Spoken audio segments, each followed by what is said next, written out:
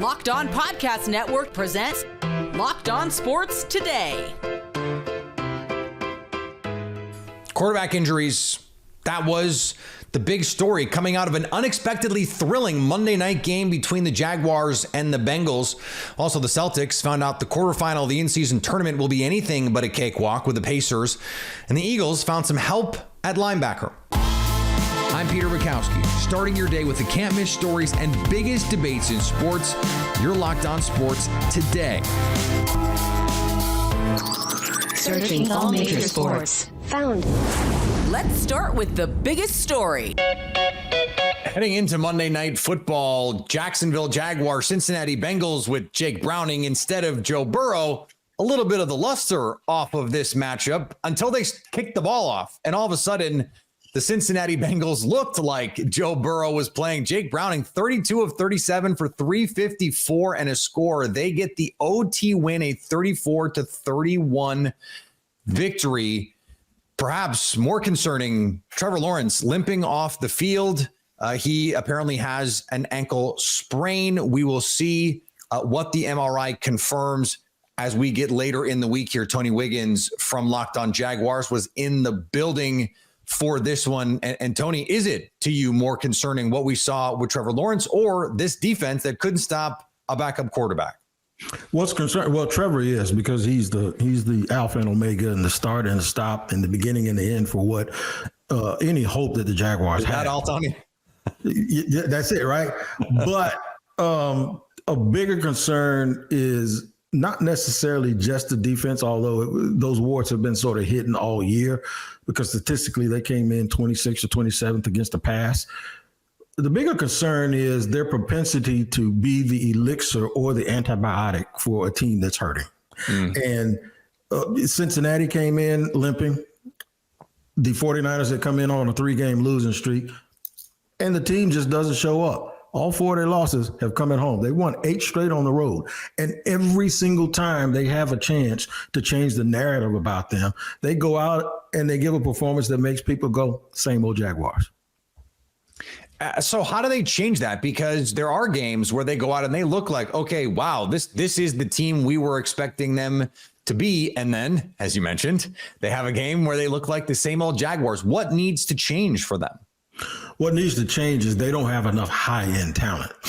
I was talking to former head coach Dave Campo, and this is my words, and he didn't disagree. I said they got a lot of sevens. They got a whole team full of sevens, and maybe 1 or 2 guys that are 9+. The Bengals don't. The Bengals have way more 10 guys than that, and you saw one of them in Jamar Chase, Higgins, Hendrickson. They just have high-end guys. And then we forgot that this is a team that for the last 3 years has been the second best team in the AFC. So they lose their quarterback. If you get any quarterback play to go with the rest of those guys and that scheme they have, that Shanahan scheme that it seems like our defense coordinator struggles with, that's exactly what you get. You saw that minus that one player, and I wish college football could hear this, minus that one player, they still got a whole bunch of other people over there that are absolutely going to figure out how to condense this game and make this game what they want it to be. And that's exactly what they did. The shame in the defense not being there is one of those high-end, those high-number players. Josh Allen, not that Josh Allen, the other Josh Allen, played like the first Josh Allen in this one, a sack and a half. And then comes up with the interception. I mean, he has been incredible this season, and it just seems like game in and game out, whether it's guys not being healthy, Tyson Campbell, he's getting no help right now. He's not getting any help, and they're going to run out of excuses. At some point, those guys are going to be up for contract extensions, and you have to decide whether or not you're going to pay a guy just because you like him. You're going to have to decide whether or not you're going to pay someone to just be okay when that's not who they go up against every week, especially when you're talking about getting to that next level. I watched good on good with the Eagles and the 49ers trenches. Now, the score didn't end up that way, but I watched good on good. The Jaguars don't have that in the trenches on either side of the ball. They got to figure out what they're going to do and how they're going to do it. But unfortunately, it's something that can't be fixed during the season. It's going to be fixed during the offseason. As we look forward here, though, this AFC seems pretty wide open.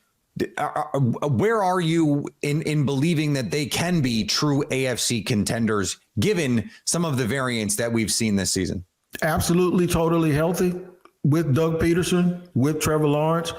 They can figure out how to dial stuff up. We've seen them do it before. We saw them do it at the end of the year last year, and we've seen them pretty much coming into this game at 8-3 with the chance to be the number 1 seed with only 5 games left. The problem is, just as quickly as I say that, they go out and remind us that they're not elite and they can't beat these elite teams by playing like that. And it's just so disheartening and heartbreaking for this city and these fans, because they put so much into trying to make sure that the narrative is changed and people don't talk about this team in this city the way that they do. And every single chance that they get, they go out and lay an egg. Stay up to date all year on the Jacksonville Jaguars by subscribing to Locked On Sports Today and Locked On Jacksonville Jaguars by subscribing to Locked On Sports Today and Locked On Jaguars on your favorite podcast app and on YouTube. Thanks for making Locked On Sports Today your first listen. Coming up, the Celtics had a tough introduction to the in-season tournament quarterfinals. Before we get to that, the Kings and Pelicans battled in the other quarterfinal matchup. I know we come to sports to escape from some of the crazy realities of real life, but can we just talk about preparing for tough situations for a minute? Whether you're on extended travel, bracing for a major weather event, or limited by yet another supply shortage, you are covered. Thanks to our partners at Jace Medical. Life-saving antibiotics and a long list of daily medications can be ordered in a 1-year supply, even ED generics for Cialis and Viagra. Jace Medical has the Jace Case. The Jace Case is a pack of 5 different antibiotics to treat a long list of bacterial infections, UTIs, respiratory infections, sinusitis, skin infections, and others. This stuff could happen to any of us. Visit jacemedical.com and complete your physician encounter. It will be reviewed by a board-certified physician, and your medication will be dispensed by a licensed pharmacy at a fraction of the regular cost. It's never been more important to be prepared than today. Go to jacemedical.com and use offer code LOCKEDON to get $20 off your first order. Locked On has launched the first ever national sports 24/7 streaming channel on YouTube. Locked On Sports Today is here for you 24/7, covering the top sports stories of the day with the local experts of Locked On, plus our national shows covering every league. Go to Locked On Sports Today on YouTube and subscribe to the first ever national sports 24/7 streaming channel. The Kings were 3-point favorites over the Pelicans for their first quarterfinal matchup, as the Pelicans advance in the in-season tournament, beating the Sacramento Kings on the road in the quarterfinals, 127-117. Huge night from Brandon Ingram. They needed him in this one. Great job from the bench mob.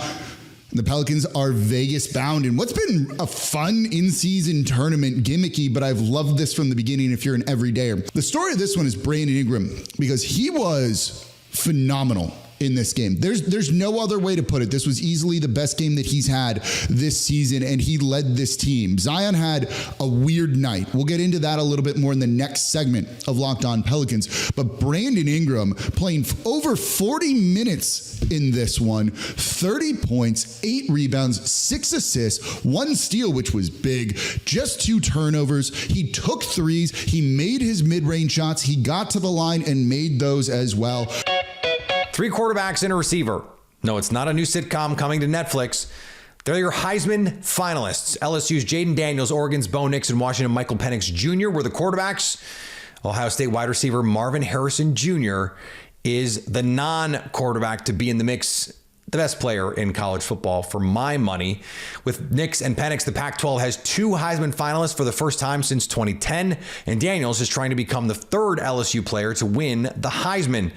Harrison Jr. would be Ohio State's 5th Heisman finalist in the last 6 years. Does anyone want to play quarterback for the New York Jets? All right, fine. I'll do it. Reports out of The Athletic had Zach Wilson reportedly ready to turn down a starting assignment for Robert Saleh, or at least hesitation at going back in. Then other reports had Wilson saying, all they have to do is ask.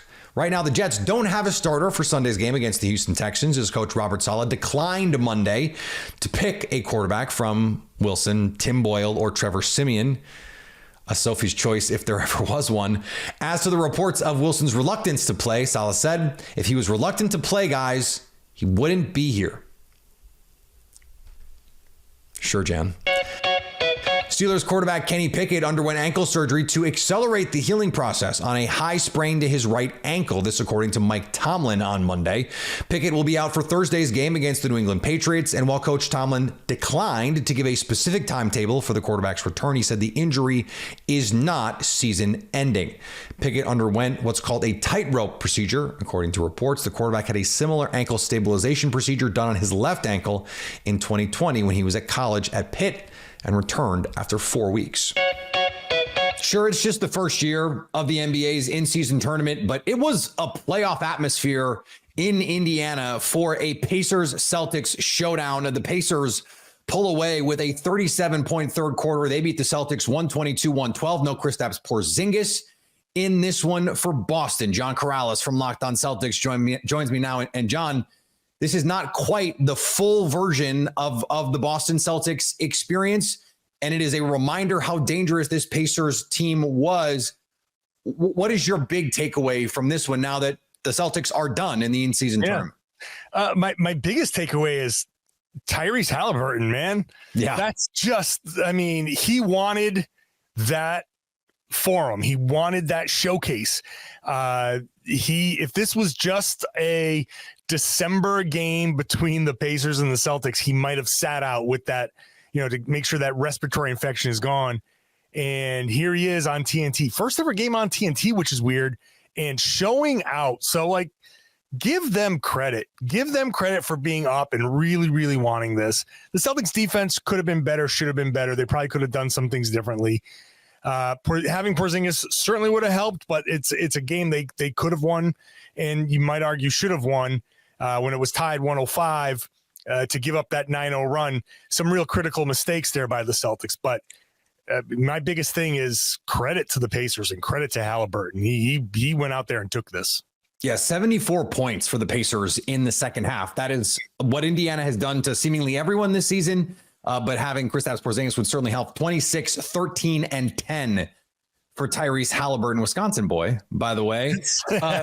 If you're being a glass half empty kind of person, you might say, well, the offseason was aimed at the postseason in a lot of ways. And the biggest question mark is, can this team stay healthy? So now that we saw in a higher leverage game what it looks like without Kristaps Porzingis, what is the thing that you feel like they need to tighten up if they need to, say, win a playoff game without Porzingis? Well, I think what we saw here is they need to make sure that they're just not getting caught up in the other team's speed, the frenetic pace, the tendency to want to answer versus just calmly play basketball, run your stuff, and just execute. I think the Celtics at their worst, and they did show some of their bad habits here, did exhibit quick shots, turnovers, not really kind of playing the type of basketball that Brad Stevens put this team together to do. But to be fair, and this is the tough part, this is the criticism. A lot of this was built around Porzingis. He has been the guy where even in the preseason when the Celtics talked about it, it was, we've got this guy, we can dump it to him in the post when things get crazy and you need a bucket. Yeah. Well, things got crazy after it was 105, and the Celtics needed a bucket. And it's a minor thing, right? So I'm not putting this on, he's injury prone, he wasn't there. Somebody strains a muscle every week in the NBA. So it's not a big deal, but also that's a lot to put on one guy. And I think the Celtics need to calm themselves down in those situations. I still think they get caught up in the moment down the stretch of these important games, and they need to play more to their strengths and their pace and say, we are in control of this game. I know that the glass half full version of this now is, okay, well, they didn't really need to exert themselves in these high leverage moments. They need to get healthy. They need to get some rest. Give me that part of this, because that's a critical piece of this too, especially in December. If you're going to make a run to June, you don't need to be overexerting yourself before Christmas. So I feel like this is a win for the NBA because everybody's taking this so seriously. I'm just looking at the mentions where in my in-game chat and my Twitter, people are like, oh, here they go again. Here go the Celtics again. And like, whoa. It's December 4th. So the fact that people get caught up in this is like, hell yeah, they're taking it seriously. But the reality is that, okay, the Celtics do not get, I think all told, it would have been $650,000 because each round has a reward. They didn't get extra money. So they're going to have to get paid the normal millions that they get paid. Yeah. They now get to go home instead of going out to Vegas, which, hey, free trip to Vegas, but it's a work trip. And the Celtics just came off of what amounted to a 7-game road trip, and they're about to go on a Western swing in a couple of weeks. It's not the worst thing in the world to come home, have 3 days off, play a game on Friday, have a couple more days off before you play 4 more home games, and you get to rest and sleep in your own bed and plan your Christmases. Like it's not so bad because it's in the end a regular season loss to Indiana. So that's not a bad worst case scenario. Stay up to date all year on the Boston Celtics by subscribing to Locked On Sports Today and Locked On Celtics on your favorite podcast app and on YouTube. Coming up, the Eagles are trying to fix their problem at linebacker with a former All-Pro. We're into the second half of the NFL season, and now is the best time to turn your sports knowledge into cash with FanDuel, America's #1 sportsbook.